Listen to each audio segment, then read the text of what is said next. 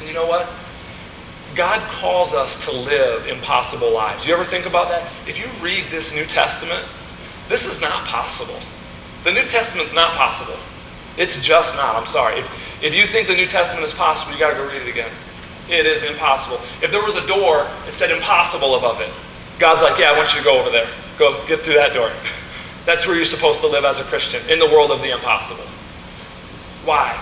Not because we can do it, but because he can do it through us. In 2 Corinthians 12:9, Paul is crying out to God.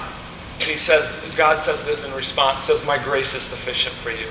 And I love how God works things together. Trace, the last song you guys sang this morning. Remember, Trace and I talked about the worship set this morning. He was like, dude, just tell me what you want and I'll play it.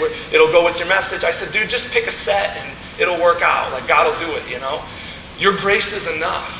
We sang the last song this morning. And your grace is enough. And I love that it's a fast song.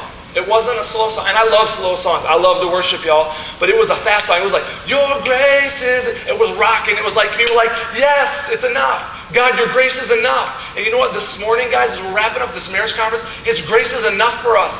See, Paul is crying out and he's like, Lord, I can't do this. This is impossible. And you know what God says? My grace is enough for you. And that's not some petty thing where it's like, you can handle it. It's more like this. It's like if I went to Lucas's house and he had some dirt to move in his backyard. And I said, Luke, I got a bulldozer, dude. I'll just bring it over, or a bobcat. And I take it over, I drop it in his backyard, drop the bobcat or the bulldozer off in his backyard, and I leave. I'm like, hey, buddy, all right, see you, man.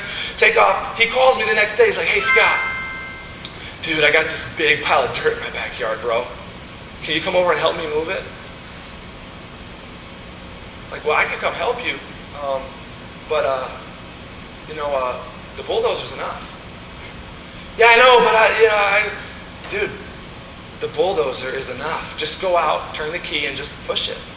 I mean, I can come over with a shovel, we can mess around, but, it's like, dude, the substance, the parts, the things that you need are already there. See, when God says, my grace is enough for you, it's not this kind of surface level like, well, you guys will figure it out. It's, you're equipped. It's, you're saying, my car's bumping down the road. It's out of balance. He's like, I already gave you the parts. Just put them in. Just put them in. My grace is enough for you. It's not just this surface. No, you have what you need. You have what you need. Use it.